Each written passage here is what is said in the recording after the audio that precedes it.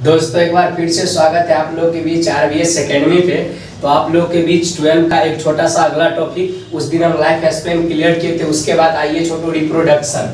क्या है मेरा छोटू रिप्रोडक्शन? अगर बात किया जाए इसके बारे में तो जीवन अवधि के बारे में बताए थे। पृथ्वी पर पाए जाने वाले जितने भी जीव हैं उनके जन्म से लेकर उनके प्राकृतिक मृत्यु तक की बीच की अवधि क्या कहलाती है? जीवन अवधि कहलाती है।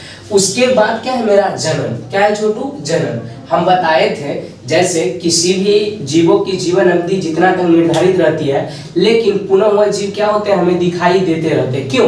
क्योंकि वह क्या होते हैं आपस में एक क्रिया करते हैं जिसे हम क्या कहते हैं? जन्म। तो छोटू जनन की परिभाषा देखते हैं एकदम बिल्कुल अलग अंदाज में। सबसे पहले क्या है जनन? सबसे पहले देखिए, अगर ये जो प्रक्रिया होगी जनन की प्रक्रिया होगी, वह एक बात आप फिक्स कर लीजिए, आप बच्चा में पढ़ के आए होंगे, ये जो जनन की प्रक्रिया होगी वो सबसे पहले आपका सजीव में होगा, क्योंकि निर्जीव में इसका कोई संभव ही नहीं है। क्योंकि आप देखे होंगे ये मार्कर क्या है मेरा? निर्जीव है। लेकिन आज तक आप देखें ये मार्कर 1 से 2 हो जाता है, कभी नहीं होता है। लेकिन कोई पेड़ को देखिए, कोई आदमी को देखिए, वो क्या करते हैं अपने समान संतान को क्या करते हैं? उत्पन्न कर देते हैं। यानी कहने का मतलब सजीव का एक लक्षण क्या है? प्रजनन है, जो कि हमको बचपन में ही पढ़ना था। छोटू यहाँ देखिए, सबसे पहले क्या है? जनन। अगर इसकी परिभाषा की बात किया जाए तो इसकी परिभाषा है पृथ्वी पर पाए जाने वाले सजीव। यानी पृथ्वी पर जितने भी सजीव पाए जाते हैं जब वो वैक्स होते हैं।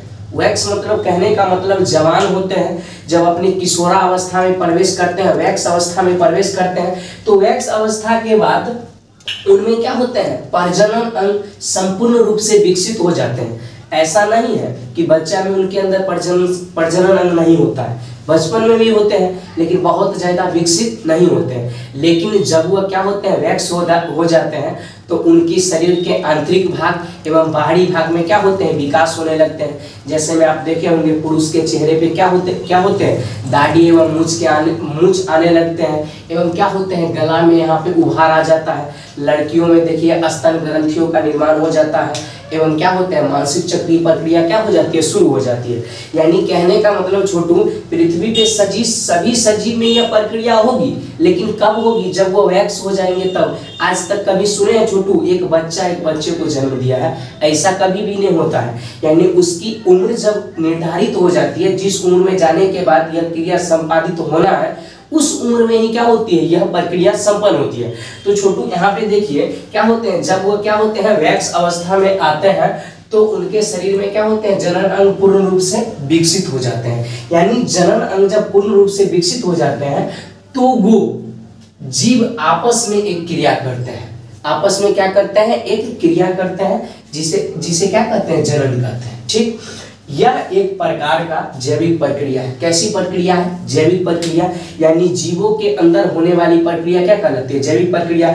तब बाहर में थोड़ी होता है, वो तो जीव के अंदर में ही होता है। तो यह एक प्रकार की क्या है? जैविक प्रक्रिया है, जिसमें जीव अपने समान नवीन शिशु को जन्म देते हैं। यानी आदमी है तो आदमी के समान नवीन शिशु, यानी कहने का मतलब हम जितना बड़ा है तो उतना बड़ा थोड़ी शिशु का उत्पादन होगा। शिशु किसको कहते हैं? छोटा शिशु। यानी कहने का मतलब अपने समान क्या करते हैं? शिशु का उत्पादन करते हैं, नए जीव का निर्माण करते हैं, अपने जाति के ही शिशु का क्या करते हैं? निर्माण करते हैं। ठीक, जन्म देते हैं। यह प्रक्रिया वैक्स प्राणी जो यह प्रक्रिया करते हैं, यानी जो जीव अपने समान शिशु का उत्पादन करते हैं, उन्हें क्या कहते हैं? जनक। क्या कहते हैं? जनक। इन्हीं को क्या कहते हैं? माता और पिता। इन्हीं को क्या कहते हैं? माता और पिता।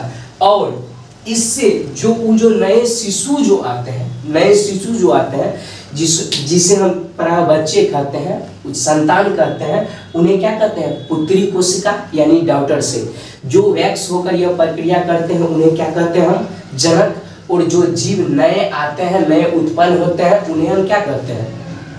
पुत्री कोशिका। तो छोटू आप एक चीज सोच के देखिए, यहाँ पे क्या जरूरत पड़ा इस प्रक्रिया की? मतलब क्या जरूरत था जो यह प्रक्रिया करना पड़ा? ये प्रक्रिया के बिना जीवन संभव नहीं है क्या? जरा सोच के देखिए तो मेरा बात समझिए इधर। सबसे पहले क्या है? प्रजनन का कार्य, फंक्शन ऑफ रिप्रोडक्शन। इनका क्या क्या कार्य है, किस कार्य के लिए हम लोग यह करते हैं? तो देखिए सबसे पहला है कि जाति की क्षमता बनाए रखने के लिए। क्या है छोटू? जाति की क्षमता बनाए रखने के लिए। अब छोटू आप देखिए कुत्ता की जीवन अवधि हम कितना दिन बताए थे? 25 वर्ष। अब हम 25 वर्ष बताए थे, तो यानी कहने का मतलब 25 वर्ष के बाद कुत्ता क्या हो जाता, समाप्त हो जाता। लेकिन आज भी हमें कुत्ता दिखाई दे रहे हैं ना, क्यों?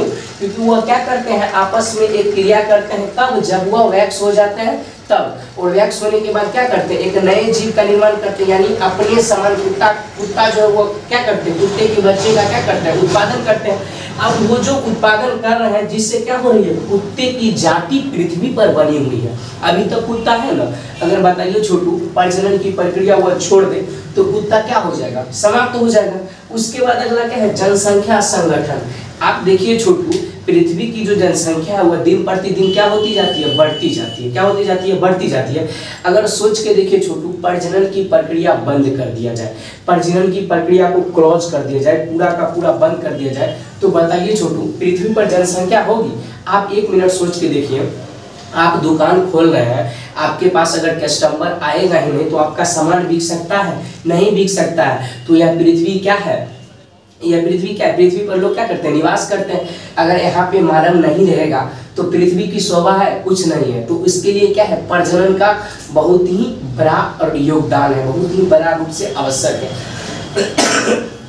उसके बाद अगला क्या है, जैव विविधता। जैव विविधता के बारे में हम बताए थे, पृथ्वी पर जितने भी जीव वो क्या करते हैं, आपस में कुछ न कुछ भिन्नता पाई जाती है, जिस कारण से उन्हें हम क्या करते हैं, पहचान पाते हैं, या उनमें क्या करते हैं, भिन्नता दर्शाते हैं। तो उसमें भी क्या होते हैं, इनका बहुत बड़ा योगदान होता है। उसके बाद अगर बात किया जाए तो अगला आता है मेरा क्या, आहार श्रृंखला। आहार श्रृंखला में भी क्या होता है, इनका बड़ा योगदान होता है, क्योंकि आप जानते हैं क्या, आहार श्रृंखला के रूप में पृथ्वी पर के सभी जीव, एक जीव दूसरे जीव पर, दूसरे जीव तीसरे जीव पर, तीसरे जीव चौथे जीव पर श्रेणी के रूप में क्या होते हैं, जुड़े होते हैं। उसमें से अगर आप एक भी जीव को निकाल दीजिएगा तो क्या हो जाएगी, आहार नाल की कड़ी टूट जाएगी और जीव क्या हो जाएंगे, विलुप्त होना शुरू हो जाएंगे। अब बताइए छोटू, आहार श्रृंखला में कोई एक जीव, एक ही जीव को ले लीजिए, एक मछली को ही ले लीजिए, अगर मछली प्रजनन करना बंद कर दे तो बताइए तालाब की आहार श्रृंखला टूटेगी कि नहीं, टूट जाएगी। तो कहने का मतलब प्रजनन के निम्न कारण थे, यानी निम्न कारण से क्या है, प्रजनन आवश्यक है। और अब अगले वीडियो में मिलते हैं प्रजनन के प्रकार के साथ। तो तब तक के लिए tata bye bye, good night.